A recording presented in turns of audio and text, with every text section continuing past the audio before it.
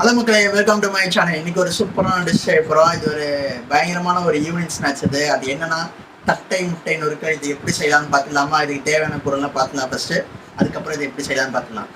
சரியா? வீடியோக்குள்ள போகலாமா? வாங்க.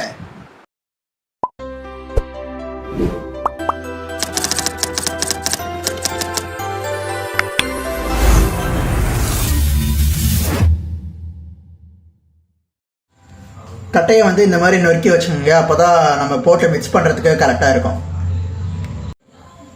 இந்த மாதிரி வேக வச்ச முட்டையை பொடிசாக நறுக்கி அதில் மிளகுத்தூள் போட்டு மிக்ஸ் பண்ணி வச்சுருங்க. அடுத்ததான் நமக்கு தேவைப்படுறது இந்த க்ரீன் சட்னியும் இந்த டொமேட்டோ சட்னி தான். இதெல்லாம் எப்படி செய்யலாம்னு சொல்லிட்டு பார்க்கலாம். இப்போ நம்ம கொத்தமல்லி புதினா சட்னி செய்யலாம். அது எப்படின்னா ஃபஸ்ட் மிக்ஸி ஜாரில் கொத்தமல்லி, புதினா, இஞ்சி, பச்சை மிளகா, கொஞ்சம் தேவையான அளவு உப்பு, அப்புறம் கொஞ்சம் தண்ணியை ஊற்றிக்கிட்டு மொத்தமாக அரைச்சிக்கொண்டதான் பேஸ்ட்டு மாதிரி. அவ்வளோதான். இந்த மாதிரி அரைச்சிட்டிங்கன்னா நீங்கள் மிக்ஸ் பண்ணுறதுக்கு ஈஸியாக இருக்கும், ரொம்ப டேஸ்ட்டாகவும் இருக்கும், கொஞ்சம் ஸ்பைஸியாகவும் இருக்கும். ஓகேவா?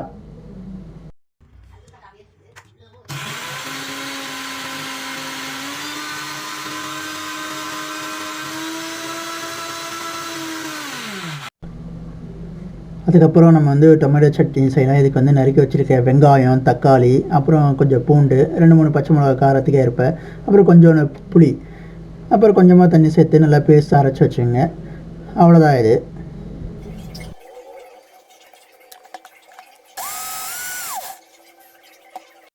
அரைச்சி வச்சுருக்க தக்காளி சட்னியை ஒரு சின்ன கடையில் எண்ணெயை ஊற்றி காய வச்சுங்க.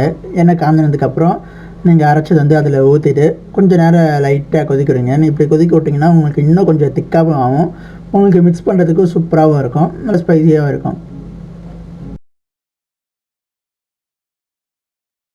இப்போ இது எல்லாத்தையும் சேர்த்து ஒன்றா மிக்ஸ் பண்ணிடலாம். அதுக்கப்புறம் பாருங்கள் டேஸ்ட் எப்படி இருக்குன்னு.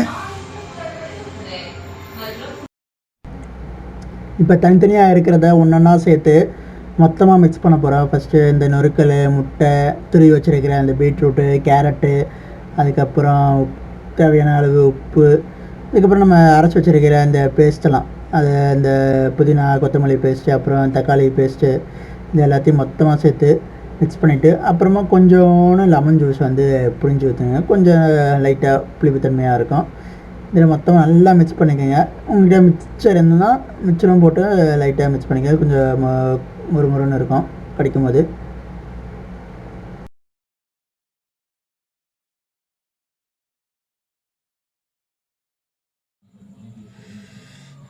சூப்பரான தட்டை முட்டை நொறுக்கு ரெடி. நீங்களும் வீட்டில் இந்த மாதிரி செஞ்சு பார்த்துட்டு எப்படி இருக்குன்னு சொல்லுங்கள் மக்களே, கமெண்ட்ஸில். பாய் பாய். அடுத்த வீடியோவில் பார்ப்போம்.